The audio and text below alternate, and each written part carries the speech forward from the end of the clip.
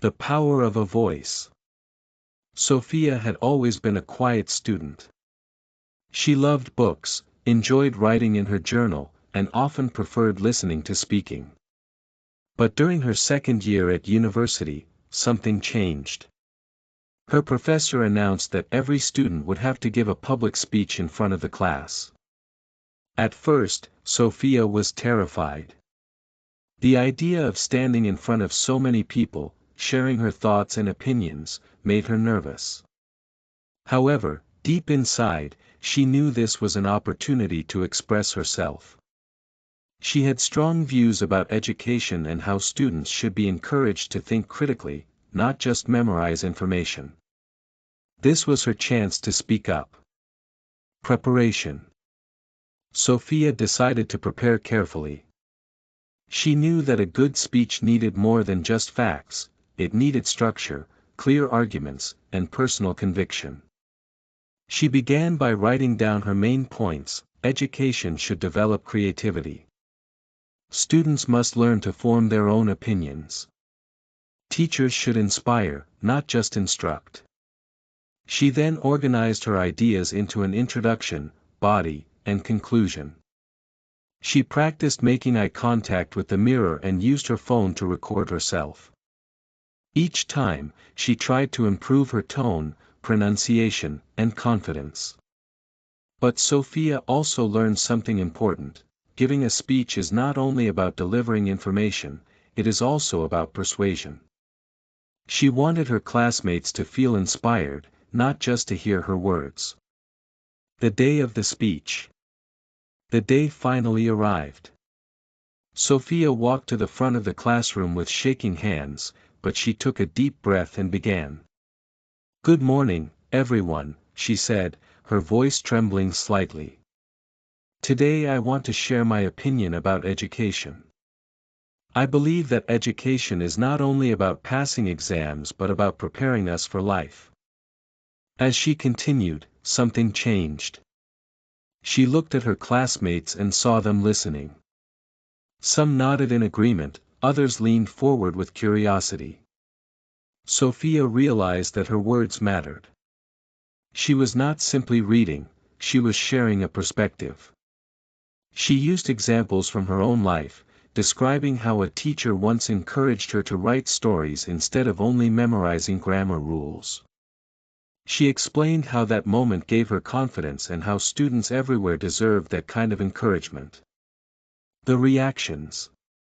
When Sophia finished, there was silence for a moment. Then, her classmates clapped. A few even smiled and whispered things like, "That was really good." Her professor praised her for her clarity and passion, pointing out that her speech had been well-structured and thought-provoking.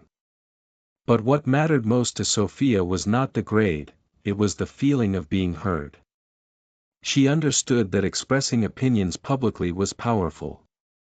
A speech was not just words, it was a way to influence others, to open minds, and sometimes even to change perspectives.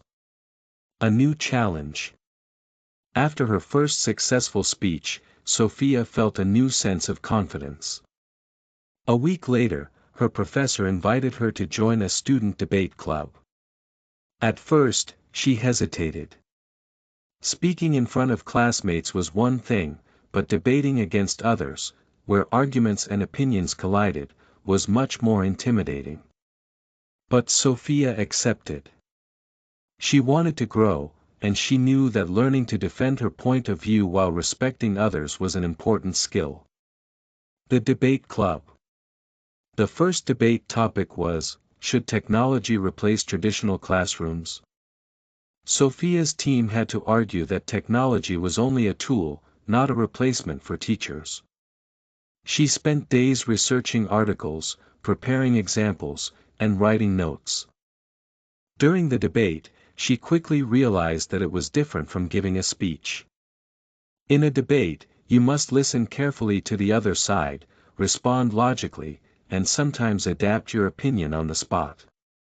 One of her opponents argued, technology allows students to learn independently without the need for a teacher.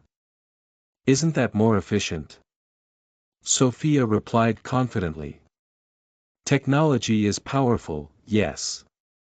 But education is more than efficiency. A teacher does not just give knowledge, a teacher also inspires, guides, and supports students emotionally. Can a computer do that? Her answer earned applause from her teammates and even respectful nods from her opponents. Learning from different opinions. As weeks passed, Sophia participated in more debates and discussions. Sometimes she won, sometimes she lost. But every time, she learned something valuable. Listening is just as important as speaking. Respecting different opinions creates better dialogue.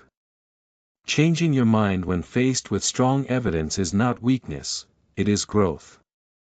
She began to realize that the true power of discourse is not in dominating others, but in building bridges of understanding. The final speech.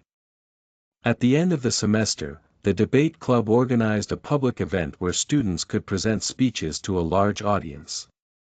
Sophia was chosen as one of the speakers. Standing on stage in front of more than 100 students, she no longer felt the fear that once paralyzed her. Instead, she felt excitement. Her speech was about the importance of open dialogue in society. She ended with these words. Words have the power to divide, but they also have the power to unite. To make a difference, we must not only speak our opinions, we must listen, challenge, and learn from one another. That is how real progress is made. The audience gave her a standing ovation. Sophia knew that she had discovered her voice, not just for herself, but for others too.